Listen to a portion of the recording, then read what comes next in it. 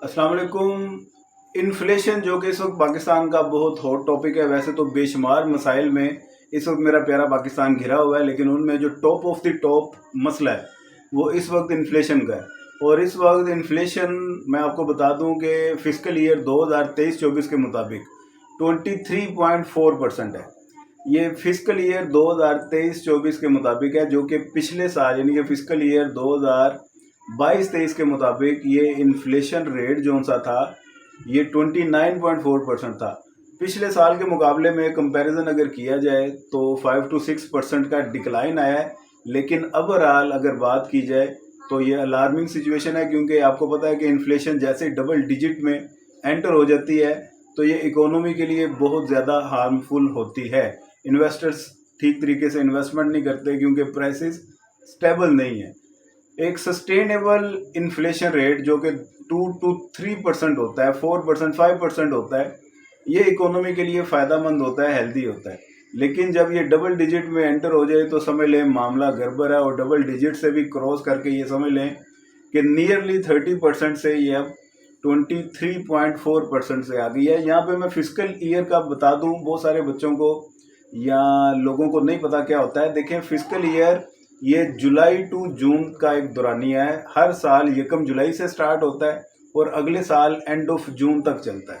अब ये चूंकि फिस्कल ईयर 23-24 के ही लेटेस्ट इस वक्त आपको फिगर्स मिलेंगी, और 23-24 का मतलब है 2024 के जून तक का रिजल्ट। उसके मुताबिक जो इन्फ्लेशन है वो 23.4% है इस वक्त पाकिस्तान की।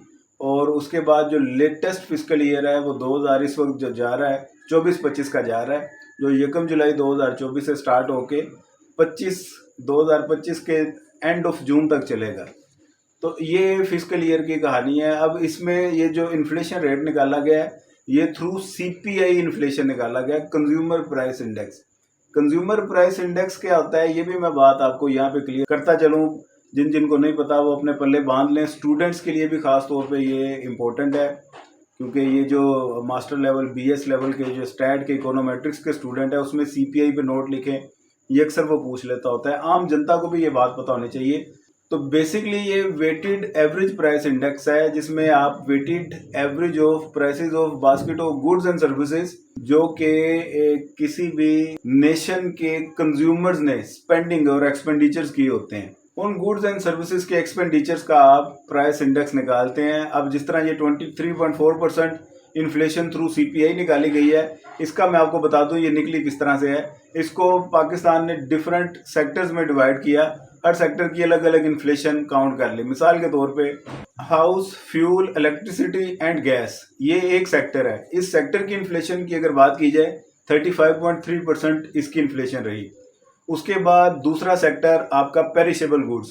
पेरिशेबल गुड्स की इन्फ्लेशन 20.8% है। पेरिशेबल गुड्स ऐसी चीज़ें हैं जो जल्दी स्पॉइल हो जाती हैं, जिनको फौरी तौर पे रेफ्रिजरेट करना पड़ता है, जिनमें आपका ये रॉ मीट, दूध, अंडे वगैरह ये आ जाते हैं। इसके अलावा नॉन पेरिशेबल गुड्स भी होती हैं और सेमी पेरिशेबल भी होती हैं। सेपरेट मैं इसके ऊपर वीडियो बना दूंगा किसी वक्त। बहरहाल इसके बाद एक अगला सेक्टर जो कि हेल्थ सेक्टर है, उसकी इन्फ्लेशन 19.8% है। फिर उसके बाद आपका जो क्लोथिंग एंड फुटवेयर है, इसकी इन्फ्लेशन 17.8% है। ये चार सेक्टर्स हैं। इन चारों सेक्टर्स की इन्फ्लेशन को आपने ऐड किया, 4 पे डिवाइड कर दिया, तो ये आपके पास फिगर आ गई 23.4%।